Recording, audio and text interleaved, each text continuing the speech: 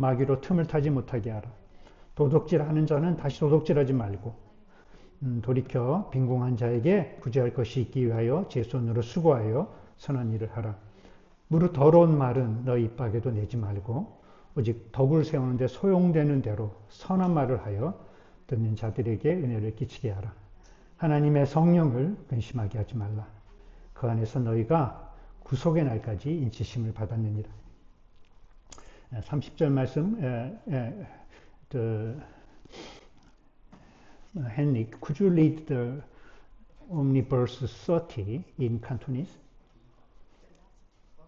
30. Bất要叫神的聖靈擔憂，你們原是受了他的印記，等候得贖的日子要來到。 Okay, thank you. And Dylan, read the 30, please. And do not grieve the Holy Spirit of God, with whom you were sealed for the day of redemption. 예, 성령을 근심케 하지 말라라는 제목으로 오늘 하나님의 말씀을 나누도록 하겠습니다. 저희는 지난 3주간 성령님에 대해서 계속 말씀을 전해왔습니다. 성령님이 무슨 일을 하시는지 또 누구신지 무슨 일을 하시는지를 같이 나눴습니다. 근데 제가 지난주에 제자반을 하면서 그 집사 준비 모임을 하면서 이것에 대해서 물어보니까 까맣게 잊어버리셨더라고요. 그래서 제가 리뷰를 해야 되겠구나, 리캡을 해야 되겠구나. 그래서 오늘 먼저 시작하기 전에 지난 몇 주간 나눈 말씀을 좀 정리하려고 합니다. 성령님이 어떤 분이십니까? 첫 번째로 성령님은 우리 안에 계신 분이다 라는 말씀을 드렸습니다. 우리 안에 계시다. 우리가 예수 그리스도를 믿을 때 성령님이 우리 안에 계시고, 우리 안에 계셔서 무슨 일을 하시냐? Shining the truth. 진리를 밝게 보여준다. 진리를 깨닫게 해주신다. 그리고 깨닫게 해주실 뿐 아니라 그것을 믿어지게 하고 그것이 확신하게 되는 그런 역할을 하신다. 그래서 성령은 이런 진리들이 머리로 아는 것에, 그러니까 신앙을 인텔리처럼, 그러니까 머리로 아는 신앙이 아니라 우리의 가슴으로, 그리고 오래 온 삶으로 체험하고 경험할 수 있도록 도와주시는 분입니다. 그러니까 성령이 없으면 신앙이 메말라 버리는 이유가 뭐냐면 자꾸 머리로만 믿기 때문에 그렇습니다.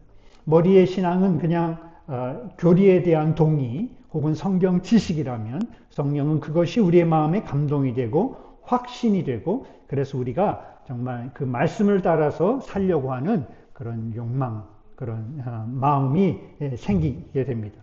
그래서 진리가, 하나님의 말씀이 그냥 개념이나 무슨 교리가 아니라 삶의 실제가 되고 능력이 되게 하십니다. 뿐만이 아니라 성령은 우리 안에서 진리를 변호하신다. He advocate. 성령은 advocate다 그랬어요. 그러니까 하늘에서는 예수님이 우리의 advocate가 되시고, 이 땅에서는 성령이 우리 안에서 우리를 변호하세요. 어떻게 우리를 도와주시냐, 디펜스 하시냐 하면, 그래서 아까도 찬양 가사 중에 디펜스가 나오는데 눈물이 확 나는. 왜 디펜스 하냐면, 우리가 살다 보면 실수할 때가 있어요. 우리가 살다 보면 넘어질 때가 있어요. 잘못할 때가 있어요. 죄를 지을 때가 있어요. 그러면 우리 자신 스스로가 죄책감에서 내가 하나님이 나를 사랑하실까? 하나님이 나를 여전히 나와 함께 계실까? 정말 나를 기억하실까? 이런 의심이 들 때, 그때 딱 성령께서 우리에게 아니다. 하나님은 너는 여전히 하나님의 사랑받는 자녀다. 우리를 변호해 주신다는. 사단의 위스퍼, 사단의 속삭임이 우리 내면에서 들릴 때마다 그것이 거짓이다. 그것이 사실이 아니다. 라고 말씀해 주시면서 우리가 계속해서 진리 가운데, 하나님 말씀 가운데 확실히 설 수 있도록 우리를 도와주시는 분이십니다. 뿐만 아니라 성령을, 그래서 이 성령이 충만하다. 그러니까 여러분, 성령이 충만하다는 말은 성령은 하나의 그 person, 인격을 가지신 분이기 때문에 성령과 아주 가까워지는 거예요. 성령이 가 가까워지면 그 다음에 내가 하나님을 더 알고 싶고 하나님의 뜻을 더 알고 싶어요. 그게 성령 충만이에요. 또 성령이 이렇게 가까워지고 충만해지면 그 다음에 내가 하나님 앞에 더 예배하고 싶어. 하나님을 더 가까이 나아가고 싶어. 그래서 찬송으로, 기도로, 나의 고백으로 하나님을 더 섬기게 돼. 뿐만 아니라 성령이 충만하면 상황에 관계없는 이 기쁨이 생기고, 또 성령이 충만하면 다른 사람을 품을 수 있는 마음의 공간이 생겨. 마음의 그 스페이스가 생겨. 여유가 생겨. 다른 사람을 품게 돼. 다른 사람을 더 긍휼히 여겨서 긍휼히 여기는 마음이 생겨. 심지어 나를 좀 적대적으로 대하거나 나를 좀 힘들게 하거나 이런 말을 들어도 그렇게 상처가 안 돼. 그래서 심지어는 그래서 여러분 보세요. 성령이 충만한 스데반이 마지막 순교의 자리에서 자기를 향해서 돌을 던지는 사람들을 향해서 어떻게 얘기해? 저 죽일 놈들을 하나님 하늘에서 번갯불을 내려 이렇게 안 하잖아요. 저들을 징벌해라 이렇게 안 하잖아요. 저들의 죄를 용서해달라고. 왜 그래요? 어떻게 그럴 수 있어? 사람의 성품으로는 불가능하고 성령으로 충만하면 심지어 자기를 향해 돌을 드는 사람에게도 그들을 품을 수 있는 마음을 주시는 거예요. 그래서 여러분 우리가 성령이 없으면 사실은 신앙생활을 온전하게 할 수가 없습니다. 이처럼 중요한 것입니다. 오늘 제가 얘기하려고 하는 것은 그럼 이렇게 성령 충만을 계속 유지하려면 계속 성령 충만하려면 아주 중요한 두 가지를 기억해야 돼요. 그래서 오늘하고 다음 주 설교는 굉장히 중요해요.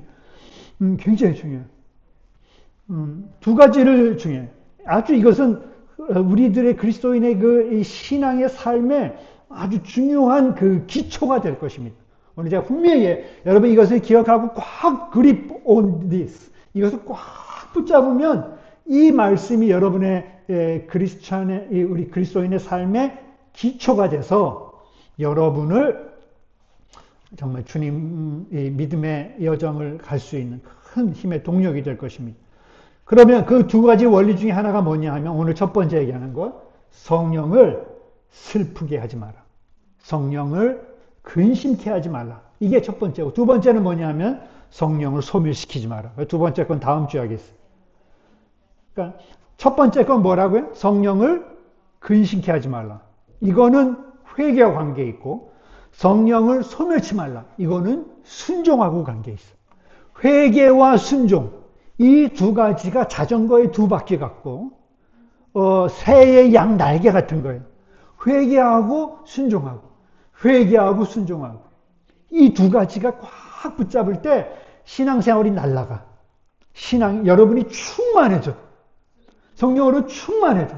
여러분을 통해서 하나님의 놀라운 일들이 일어나고, 아까 말한 대로 예배를 사모하고, 사람들을 품게 되고, 여러분을 통해서 복음이 증거되고, 어떻게? 성령을 근심케 하지 말라, 성령을 소멸치 말라. 회개와 순종, 이 두 가지, 이 두 날개, 혹은 이 두 바퀴, 이 둘을 꼭 기억할 수 있기를 바랍니다. 그래서 오늘은 특별히 성령을 슬프게 하지 말라, 근심케 하지 말라라는 제목으로 좀 더 말하겠습니다. 자, 오늘 성경 말씀 30절, 에베소서 30절 보니까 하나님의 성령을 근심하게 하지 말라 이렇게 얘기하고 있어요. 영어로 보니까 do not grieve the Holy Spirit of God. do not grieve. 그러니까 sad도 아니고 sorrow도 아니고 grief로 얘기하고 있어요. 성령을 근심하게 하지 마라. 그러면 여러분 생각해 보세요. 언제 성령이 그렇게 슬퍼하실까요? 그러니까 이게 근심이 좀 약해. 말의 뜻이. 원래는 그리프는 나중에 얘기하겠지만 우리가 뭔가를 아주 잃어버렸을 때, 내게 아주 중요한 사람이나 대상을 잃어버렸을 때, 그러니까 누군가 죽었을 때, 그럴 때 그리프라고 그러냐. 아주 탄식하는 거란 말이에요. 깊은 슬픔이란 말이에요. 성령이 이렇게 슬퍼하신다고요, 우리에게. 언제 이렇게 슬퍼하시냐 하면 성령은 죄를 우리가 지으면 이렇게 슬퍼하십니다. 죄를 지으면. 여러분, 우리가 성령 충만한다고 해서 죄에 대해서 즉시 죄를 다 이기거나 죄가 내게서 사라지지 않습니다. 죄의 권세는 여전히 우리를 넘어뜨리고 우리를 시험합니다. 그래서 특별히 우리가 죄를 지으면 성령 충만이 지속될 수가 없습니다. 그래서 악한 영들과 마귀는 우리가 죄를 지어서 성령으로부터 멀어지게 하고 성령이 점점 사라지게 합니다. 이게 왜 그러냐? 제가 이유를 설명할게요. 이게 왜냐하면 왜 우리가 죄를 짓는데 성령이 그래 점점 우리로부터 이렇게 사라지고 약해집니까? 그것은 성령이 그것 띵이 아니고 성령이 인격 person이기 때문에 그렇습니다. 그것도 그냥 person이 아니고 아주 가까운 존재, 가까운 그런 분이시기 때문에 그래요. 자, 여러분 한번 생각해 보세요.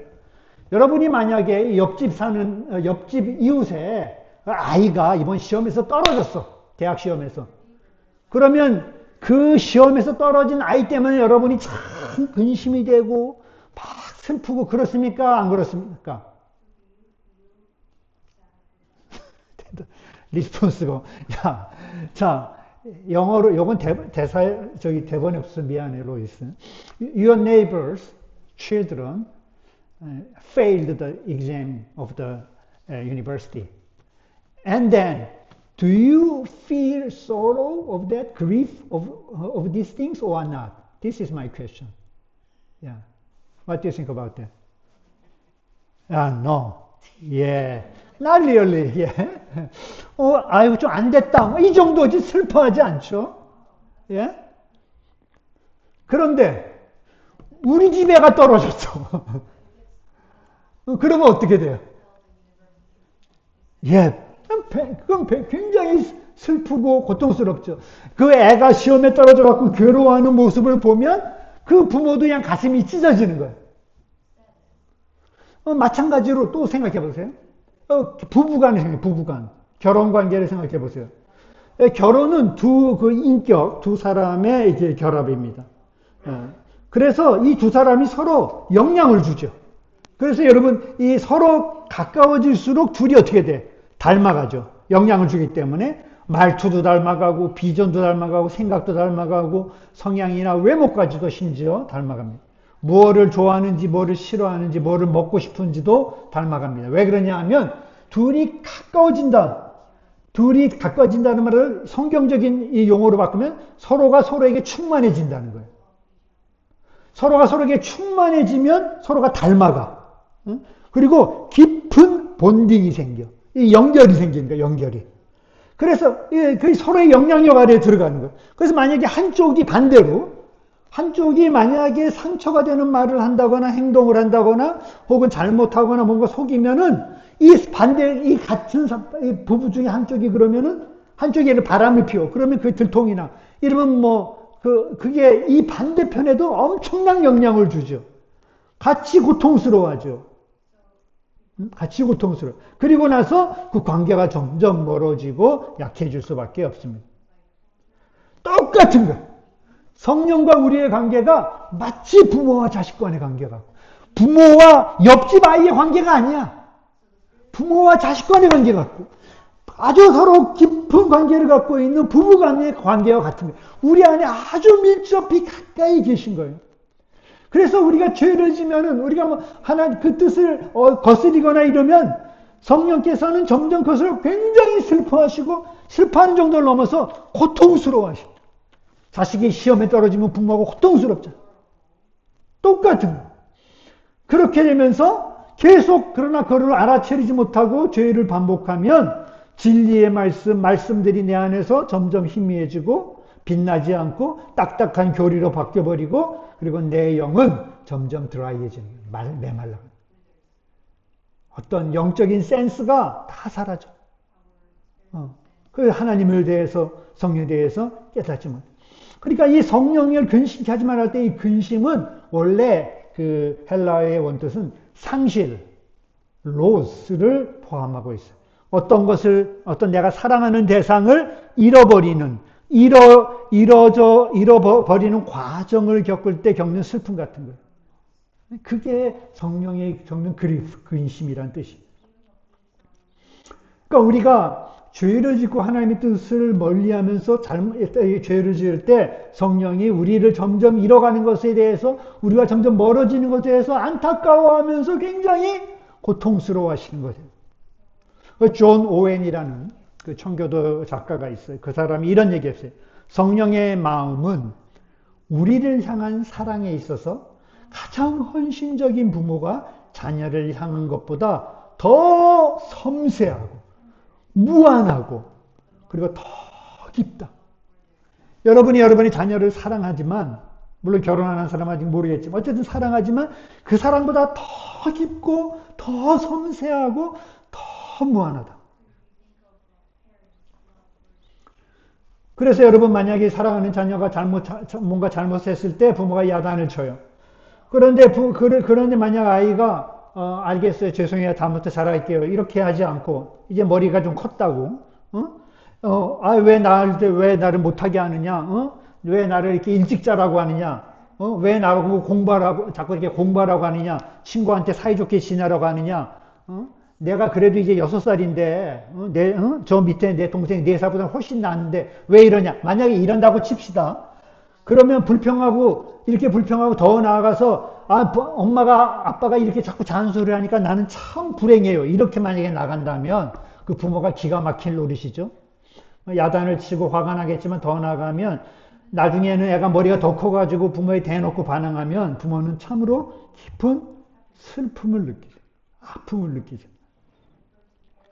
우리가 하나님의 말씀에 불순종할 때 그것은 단순히 성령께 하나님의 어떤 법을 어긴 것만이 아니라 성령을 통해서 하나님에게 당신이 나를 왜 불행하게 하느냐라고 말하는 것과 같습니다.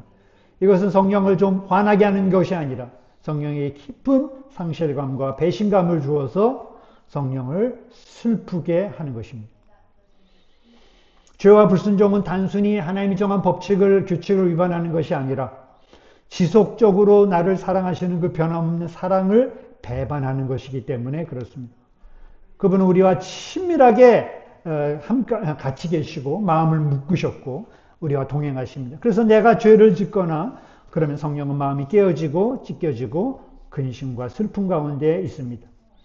근심을 알고 죄의 유혹이 있을 때 이 진리를 나와 성령이 이렇게 밀접하게 있구나. 그러니까 여러분이 아직 내가 뭐 죄를 짓는다고 성령이 슬퍼하나, 이거는 성령을 옆집 아이 생각하는 것처럼 생각하는 거예요. 그러나 성령이 내가 이렇게 깊이 연결되어 있구나. 그래서 내가 죄를 지을 때 성령이 참 슬퍼하시는구나 라고 하는 이 진리를 잘 알아야 죄를 이길 수 있습니다. 자, 그러면 어떻게 죄의 유혹을 이길 수 있을까? 죄를 이길 수 있을까? 이 진리를 알 때 잘 생각해 보세요. 중요한 얘기니까 잘 들어보세요. 죄의 유혹이 있을 때 우리가 그것을 어떻게 다루어야 하느냐. 역사상 사실 모든 종교는 나름의 윤리와 도덕의 다 그 체계들이 있습니다. 뭐 그것이 기독교뿐만 아니라 이슬람교, 그다음에 뭐 불교, 그다음에 유대교, 심지어 무슨 휴머니즘, 다 이런 것들도 나름 그 윤리와 도덕이 있어. 그래서 그들이 이렇게 얘기해. 자, 이렇게 하면 복을 받는다. 이렇게 하는 것이 옳은 일이다. 이렇게 하는 것이 다른 사람에게 존경을 받는다. 그러니까 예를 들면 십계명을 지키면은 복을 받는다. 십계명을 지켜야 덕이 된다. 십계명을 지켜야 사람들에게 칭찬을 받을 것이다. 이런 식으로 모든 종교들이 이야기합니다. 그러나 그런 식으로 이것을 해서 옳다, 이것을 해야 복 받는다, 이렇게 안다고 해서 그것을 사람들이 지키는 것이 아닙니다. 우리가 이것을 지키기 위해서, 또 그것을 반하는 죄를 짓게 하지 않기 위해서 우리에게 다른 동기, 다른 이유가 있어야 됩니다. 그렇지 않고는 이 죄를 이길 수 없습니다. 그것이 뭐냐 하면, 우리는, 그리스도인들은 하나님의 성령과 우리가 아까 말했듯이 친밀히 결속되어 있다. 하나님이 자신의 마음과 생명을 성령으로 우리와 묶으셨다. 그래서 우리의 어떤 고통이, 우리의 기쁨이 바로 그분의 고통이요 그분의 기쁨이 된다 하는 이 진리를 꽉 붙잡아야 돼. 이거를 꽉 붙잡아야 돼. 우리가 말씀을 거역하는 것이 하나님께 엄청난 슬픔을 드린다는 것을 꽉 붙잡아야 돼. 여러분, 자, 그래서 오늘 우리가 읽은 성경 본문을 보세요. 여기 보니까 25절부터 여기 29절까지 다 도덕적인 명령을 하고 있어. 거짓말하지 마라. 그리고 진리를 거짓말 참된 것을 말하라. 그리고 26절에 화를 내지 마라. 그리고 28절에는 도둑질하지 마라. 29절에는 덕을 세우는 선한 말을 이 두 가지는 또 말에 대한 거야. 그러니까 말이 엄청 중요한 거야.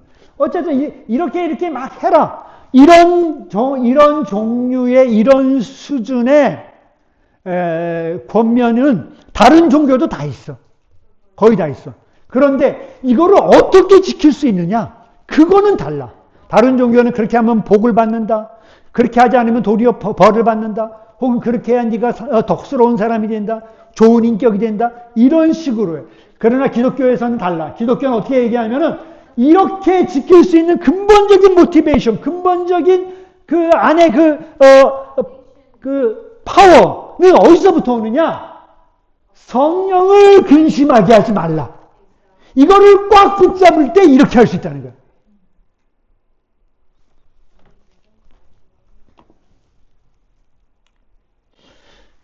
자, 여러분, 예를 들어 보겠습니다. 여러분이 만약에 누군가에게 안갚음하고 싶은 마음이 들면, 누구한테 복수하고 싶은 마음이 들면, 어떻게 해야 돼? 근데 그건 나쁜 거잖아. 하나님께서 하지 말라 그랬으니까. 그럼 보통 우리가 그런 마음이 들면 어떻게 합니까? 우리가 단순히 이제, 생각해 봅니다. 성경에 이렇게 하면은, 안 된다. 이렇게 하면 복을 못 받는다. 이걸 하면은 하나님이 원하지 않을 거다. 내가 누군가를 만약에 욕하고 그 사람을 비방하고 그 사람을 미워하면 하나님이 나를 벌하실지도 모른다. 혹은 다른 사람 이렇게 하면 관계가 더 복잡해지고 나빠질 수도 있다. 그러니까 하지 말자. 이런 식으로 만약에 그 문제를 다루면 여러분 어떻게 됩니까? 여러분의 마음은 결코 여러분 안에 있는 그 미움 혹은 증오심을 해결하지 못합니다. 왜냐하면 사도 바울은 로마서 7장에서 이렇게 말합니다. 우리 인간의 마음에는 어떤 게 있냐면 하지 말아야지 생각할수록 더 하고 싶다. 여러분 이해가 되십니까? 내가 하지 말아야지 하면서 하면 할수록 더 충동이 생기고 더 그 충동은 더 강해지는 거예요. 아마 여러분이 게임 같은 거 우리 젊은이들 미나 너 게임 해봤지? 하지 말아야지 그러면 안 돼? 안 되지. 안 된다 그러잖아요. 애는 거짓말 안 해. 제 얘기하잖아. 안 된다고. 게임하지 말아야지. 하지 말라 그러면 더 하고 싶은 거예요. 그래서 이건 좀 딴 얘기인데 김재동 씨가 그런 얘기를 하더라고요. 청소년들 게임 안 하게 하는 방법은 수능 과목에 게임을 넣으면 된대. 학교에서 하라 그런 건 다 안 하니까 애들이. 그리고 영어를 빼고 게임을 넣으라 그러더라고요. 어쨌든 하지 말아야지 그러면 더 하게 돼. 잔디밭에 들어가지 마시오 그러면 안 볼 때 더 들어가고 싶어요. 그게 사람의 마음입니다. 성경이 얘기해요. 그러면 어떻게 해야 돼? 그냥 의지와 결심, 남 눈치 보는 거, 벌 받는 거 이런 걸로 우리의 죄가 통제가 안 되는 거예요. 죄를 과소평가하지 마세요. 그 임펄스, 그 충동이 얼마나 강한지 몰라. 그거 누르면 누를수록 나중에 눌렀다가 폭발해요. 그게 그렇게 해서 통제가 안 돼. 그럼 어떻게 되느냐? 죄의 유혹이 있을 때, 죄의 시험이 있을 때 성령의 근심을 생각하라는 거예요. 죄를 단순히 규칙을 깨뜨리는 행위가 아니라 그렇게 내가 이것을 하면 규칙을 깨뜨려 하나님이 싫어하지 이게 아니라 내가 죄를 지으면 그걸 통해서 근심할 수밖에 없는 주님을 하나님을 떠올려라. 생각하라. 너는 내 음성을 들어야 행복한다. 내가 너를 위해 죽었다. 내가 너를 사랑한다. 심지어 네가 죄를 지어도 포기하지 않겠다고 지금도 내 옆에서 말씀하시는 그분을 떠올리고 그분을 붙잡고 그분을 의지할 때 그때 우리의 이 죄된 이 욕구가 점점점 약해지거나 감소된다는 거예요. 그리고 그것이 유혹을 이길 수 있는, 죄의 유혹을 이길 수 있는 시험이 되는 거예요. 죄가 나를 사랑하시고 죄를 유혹이 있을 때마다 나를 사랑하시고 나를 아끼시고 나를 자랑스러워하시고 내 옆에서 격려하시고 위로하시는 성령께 내가 근심을 드린다는 사실을 내가 잊지 말고 그때 그 순간 성령께 이야기를 하고 도움을 청하란 말이에요. 성경은 그래서 이렇게 얘기하는 거예요. 이러므로 우리가 모든 히브리서 12장 1절과 2절 이러므로 모든 무거운 것과 얽매이기 쉬운 죄를 벗어버려라. 죄를 벗어버려라. 우리 앞에 당한 경주를 해라. 근데 어떻게 벗어버리냐? 믿음의 주여 또 온전케 하신 이인 예수를 바라보자. 예수를 바라보자. Let us fix our eyes on Jesus in order to get off our sin. Through off our sin. 우리가 우리의 죄를 벗어버리기 위해서 우리가 해야 될 것은 이렇게 해야지 의지와 결심이 아니라 물론 그것이 필요 없다는 건 아니에요. 근데 그것만으로 안 되는 거예요. 어떻게 해야 되냐? 그 죄의 요구는 그 순간순간 그 죄를 지면 그렇게 슬퍼하시고 아파하시는 성령님을 바라봐라. 예수님을 바라봐라 하는 거예요.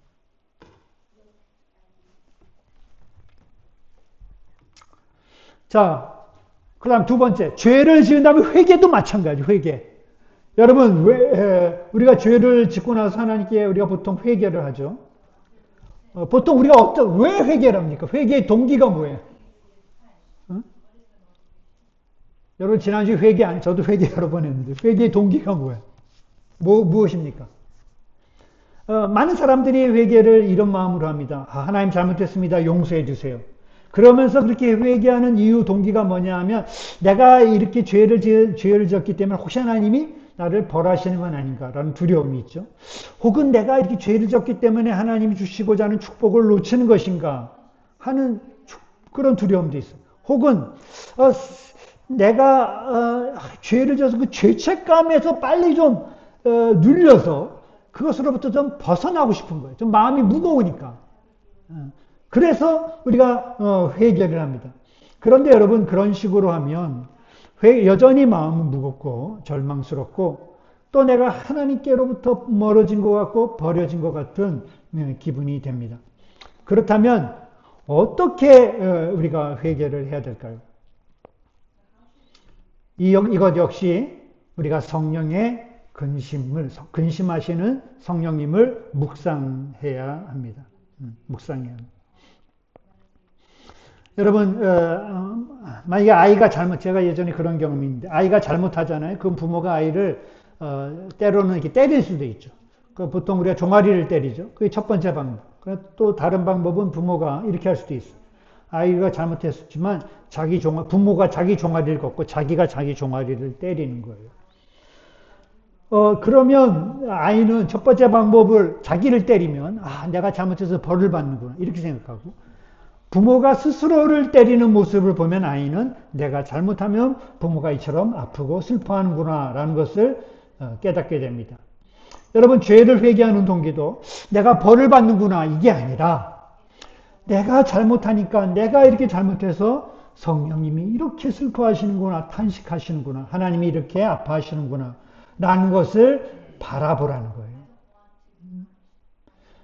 벌을 받을까봐 두려워서 죄책감을 벗으려고 아니라 내가 잘못하면 나를 사랑하시고 끝까지 나를 포기하지 않는 예수님이 슬퍼하시는구나 라는 것을 바라보고 생각하고 기억할 때 죄는 점점 덜 매력적이고 그 힘을 잃어가게 됩니다. 그래서 이 죄에 대한 얘기를 할 때 하나님께서 고린도후서 10장 7장 10절에 보면 두 가지 회개의 유형에 대해서 얘기했어요. 하나님의 뜻대로 하는 근심. 이 하나님의 뜻대로 하는 근심이 있고, 또는 세상 근심이 있는, 영어로 하니까 godly sorrow가 있고, worldly sorrow가 있는 거예요. 근데 godly sorrow는 뭐냐 하면, 내가 회개를 할 때, 이것 때문에 하나님이 슬퍼하시겠구나, 성령님이 근심하는구나, 이거를 생각하는 거예요. 근데 worldly sorrow는 뭐냐 하면, 아이고 이것 때문에 내가 벌을 받겠구나. 내가 축복을 놓치겠구나. 내가 평판을 잃어버리겠구나. 죄의 결과를 두려워. 그러니까 월드리 소로우와 가들리 소로우의 차이는 뭐냐? 가들리 소로우는 죄를 슬퍼하는 게 아니라 죄의 결과를 슬퍼해. 내가 잘못해서 벌을 받을까봐, 내가 잘못해서 평판을 잃어버릴까봐, 내가 잘못해서 손해볼까봐, 그것 때문에 슬퍼하는 거지 죄 자체는 슬퍼하지 않아. 그러나 이 가들리 소로, 하나님 뜻대로 하는 근심, 이 회개는 내가 하나님을 슬프게 하는구나, 이 죄 때문에. 그거를 점점 깨달아지면 죄가 점점 그 힘을 잃어가. 죄를 가까이 하고 싶은 마음이 없어져. 게임이, 그렇게 좋던 게임이 별로 시들시들해져. 누구를 미워하는 마음, 누구를 또 이런 것들도 점점 약해져. 긍휼히 여기는 것. 그래서 우리가 회개를 할 때도 이처럼 성령을 떠올리는, 성령이 슬퍼하시는 것을 떠올려야 된다는 거예요. 제가 목회를 하면서 가장 힘든 것은 뭐냐면 성도들의 성령 충만한 모습들이 점점 약해지는 걸 보는 거예요. 가장 기쁜 거는 뭐냐? 성도들이 점점 성령 충만해져 가는 것을 보는 거예요. 성령 충만했던 성도들이 어느 날부터 점점 냉랭해지고 얼굴에 기쁨이 사라지고 시들어져 가는 모습을 보면서 너무 안타까고 슬프고 참 그것처럼 힘이 드는 일은 없는 것 같아요. 이 죄가 우리 암과 같아요. 우리 안에 은밀히 들어와서 악한 영향력을 키워서 어느 순간에 이렇게 이처럼 우리를 무너뜨립니다. 그리고 자기 죄의 노예로 삼습니다. 무섭고도 참 안타까우고 슬픈 일입니다. 어떻게 되느냐? 여러분이 죄책감에 죄를 짓고 죄책감에 시달리거나 실제로 죄를 짓고 회개할 때 반드시 기억할 게 있어요. 여러분이 그 죄를 율법으로 가져가지 말고 그 죄를 십자가로 가져가야 돼. 그 죄를 율법으로 가져가지 말라. 이거는 뭐면 율법은 어떤 거예요? 야, 너 이렇게 잘못해서 이게 벌 받아야 돼. 너 잘해서 너 이러면 너 이래서 상을 받을 거야. 축복할 거야. 이게 율법으로 가져가는. 그렇게 갖고는 죄가 해결이 안 돼. 죄의 유혹이나 죄의 회개를 때 율법으로 가져가지 말고 그 죄의 유혹이나 그 죄의 회개를 때 그것을 죄를 가지고 십자가로 가져가야 돼. 십자가로 가져간다는 말은 무엇입니까? 십자가로 죄를 가져가면 죄보다 훨씬 더 큰 은혜가 거기 있어. 할렐루야. 죄보다 훨씬 더 큰 용서가 거기 있어. 용서가 거기 있어. 그래서 신의 산이 아니라 갈보리로 가야 되는 거예요. Amazing Grace를 지은 존 뉴턴이라는 목사님 여러분 다 아시죠? 어느 날 한 젊은 목회자가 목사님에게 상담 편지를 보냈어요. 이렇게 목사님, 나는 목사지만 실패했습니다. 나는 약하고 또 나는 악하고 죄인입니다. 나는 늘 죄에 이길 수 없기에 하나님께서 나를 받아들일 수 없다고 생각이 됩니다. 어떻게 하면 좋을까요? 늘 목사지만 죄 때문에 자꾸 넘어지는 거예요. 그럴 때 존 뉴턴이 이렇게 얘기했어요. 네 죄를 한 번 볼 때 너는 예수 그리스도를 10번 봐라.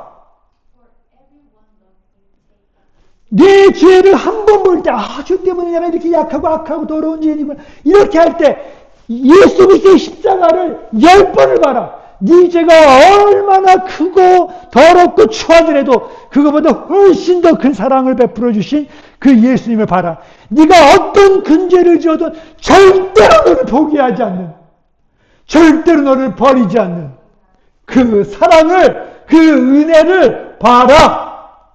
이렇게 얘기합니다. 이게 우리가 죄를 이길 수 있는 유일한 방법입니다. 우리 사랑하는 올레이션스 교회 여러분들, 여러분의 앞으로의 신앙의 남은 여정을 할 동안 수도 없는 죄의 공격과 유혹과 시험, 또 죄의 회개가 있어요.